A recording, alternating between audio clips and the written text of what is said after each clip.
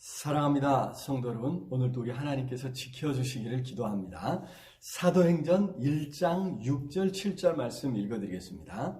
그들이 모였을 때 예수께 여쭈어 이르되 주께서 이스라엘 나라를 회복하심이 이때니까 하니 이르시되 때와 시기는 아버지께서 자기의 권한에 두셨으니 너희가 알 바 아니요. 아멘. 자, 사도행전을 살펴봅니다. 사도행전은 누가복음 이후에 이루어진 일들을 기록한 것이죠. 누가복음에서 우리는 하나님의 나라가 어떻게 시작되었는지를 볼 수 있었습니다. 하나님의 나라는 그 주인이신 예수 그리스도 안에서 시작되었지요. 그렇게 시작된 하나님의 나라가 어떻게 이 땅에 더욱 확장되어 갔는지를 보여주는 것이 사도행전입니다. 그래서 부활하신 예수님을 만난 제자들은 이렇게 물었습니다. 이스라엘 나라를 회복하심이 이때니까 라고 당시 그들의 관심이 바로 거기에 있었음을 보여줍니다. 물론 제자들이 말하는 이스라엘 나라는 로마를 물리치고 이스라엘의 주권을 회복하는 것이겠지요. 그러면 압제자들과 그들과 결탁한 못된 관리들을 몰아내고 자신들도 한 자리씩 차지할 수 있으리라 기대했던 것입니다.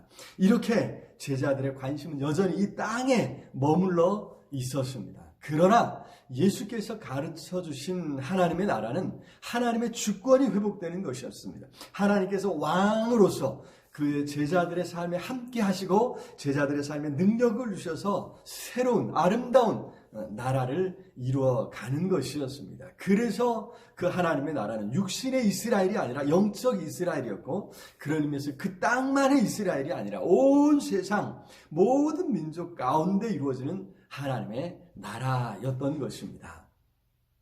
자, 하나님의 나라는 이제 예수 그리스도 안에서 구체적으로 새롭게 시작될 터였습니다. 전에는 하나님께서 아브라함을 선택하시고 그 후손들 이스라엘 안에서 샘플로 하나님의 나라를 이루어 세상에 보여주고자 하셨습니다.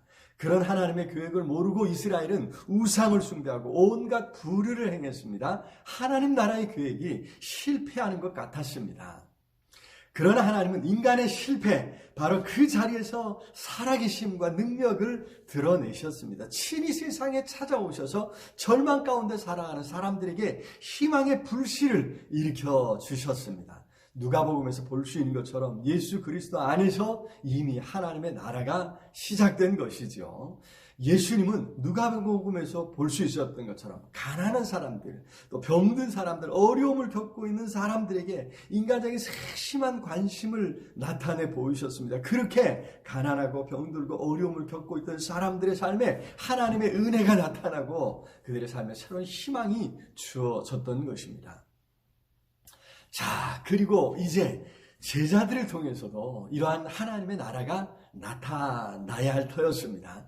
때와 시기에 대해서 제자들은 관심을 기울이지만 이미 예수님 안에서 그리고 자신들 안에서 시작되고 있음을 놓치고 있었던 것입니다. 얼마나 완벽히 회복될 것인지는 아버지의 권한이라 하셨습니다. 단지 제자들은 예수님을 잘 믿고 그 가르치심에 순종해야 하십니다. 예수님처럼 또 가난한 사람들, 병든 사람들, 어려움을 겪고 있는 사람들을 찾아가며 그들에게 하나님의 은혜를 선포하고 실행해야 했습니다. 그것도 자신들의 힘으로가 아니라 성령의 권능을 힘입어서 말이죠.